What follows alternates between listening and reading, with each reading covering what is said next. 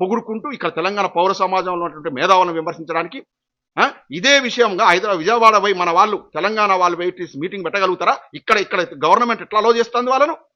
మన తెలంగాణ వాళ్ళు పోయి మేధావులు పోయి విజయవాడలో మీటింగ్ పెట్టగలరా? చంద్రబాబు నాయుడుకి ఎదురుగా పెట్టగలుగుతారా? పవన్ కళ్యాణ్కి ఎదురుగా? మరి ఇక్కడ హైదరాబాద్ గడ్డ మీద ఏందిరా మీ దౌర్జన్యం? మీ గురించి మాట్లాడద్దా? ఆంధ్రప్రదేశ్ రాజకీయాల గురించి మాట్లాడద్దా? నాగేశ్వరరావు గారు చేసే తప్పేంది? విశ్లేషణలో ఎన్నో ముచ్చట్లు వస్తాయి, చెప్పాడు. మీ గురించి మాట్లాడొద్దంటే మీకు ఈడేం పనిరా?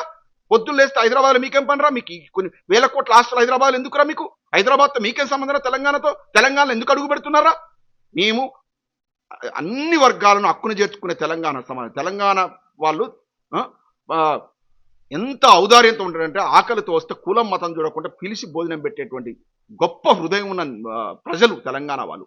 ఇట్లాంటి కనుక కుసంస్కృతి నీచ సంస్కృతి మా దగ్గర ఉంటే ఒక్కడు ఉంటాడు హైదరాబాద్లో? ఒక్కడు బతడా సీమాంధ్రులు? కానీ గుండెల్లో పెట్టుకొని చూసుకుంటాం మా వాళ్ళు, మా సోదరులు, మా తోటి తెలుగు వాళ్ళని. మా మీద ఏందిరా ఈ విషయం ఎక్కడం? వచ్చే రాజ్యం వచ్చే ఆడ అయినవు లక్కీగా చంద్రబాబు దయ వల్ల ఉప ముఖ్యమంత్రి అయినావు. ఆడ చుట్టుకుంటా సనాతన వీడంట సనాతన ధర్మం అంట. వీడు 33 పెళ్లిళ్ళు చేసుకొని అక్రమ సంతానాలు కానీ వీడంట సనాతన ధర్మం అంట. ఓడు వేసుకొని పిచ్చి పిచ్చి ప్రలాపాలు మాట్లాడుకుంటా నువ్వు ఏం సమాజం ఏమి ఇస్తున్నావు? సమాజానికి ఏమి ఇస్తున్నావు? పవన్ కళ్యాణ్ ఆనాడు అన్నాడు మా కేసీఆర్ గారు, పావల కళ్యాణ్ వీడు తునకలైపోతావు బిడ్డ ఇక్కడ పిచ్చి పిచ్చిగా మాట్లాడతాను. మళ్ళీ ఒళ్ళు దగ్గర పెట్టుకుని ఇన్ని రోజులు మళ్ళీ ఇప్పుడు లేస్తాను అది నీకు. నువ్వు ఇదంతా కలిపి విషకూటమి తయారై తెలంగాణ మీద ఇప్పుడు దాడి చేస్తున్నారు. ఒక్క 2 ఏళ్ళు కేసీఆర్ గారు ముఖ్యమంత్రి పదవి లేకపోతే తెలంగాణ మీద ఇంత దాడి జరుగుతోంది. తెలంగాణ ప్రజలకు గమనించండి, తెలంగాణకు మన కేసీఆర్ గారే శ్రీరామ రక్ష.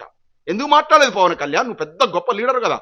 భగీరథ అనే కీచకుడు ఒక అమ్మాయిని చేర్చి ఇవాళ జైల్లో ఉన్నాడు. ఆ ఉదంతం మీద ఇంతవరకు నీ దగ్గర నుంచి ఒక్క మాట రాలేదు. ఎందుకు? ఏం గడ్స్ లేవా? ఎందుకంటే అక్కడ మోడీ కాళ్ళ మీద మోకరిల్లావు, ఇక్కడ చంద్రబాబు కాళ్ళ మీద మోకరిల్లావు. సిగ్గు శరముండాలి ఇతరుతోనే నాయకుడని కొనియాడని కొంతమంది సైకోలు ఇలా మాట్లాడుతూ ఉంటే నాకు కోపం వస్తుంది. తెలంగాణ సమాజంలో ఉన్నటువంటి మేధావులకు జర్నలిస్ట్ అందరూ చెప్తున్నా, ఇటువంటి సైకోల భరతం పట్టండి, లేదంటే తెలంగాణ ఉనికికే ప్రమాదం. జై తెలంగాణ.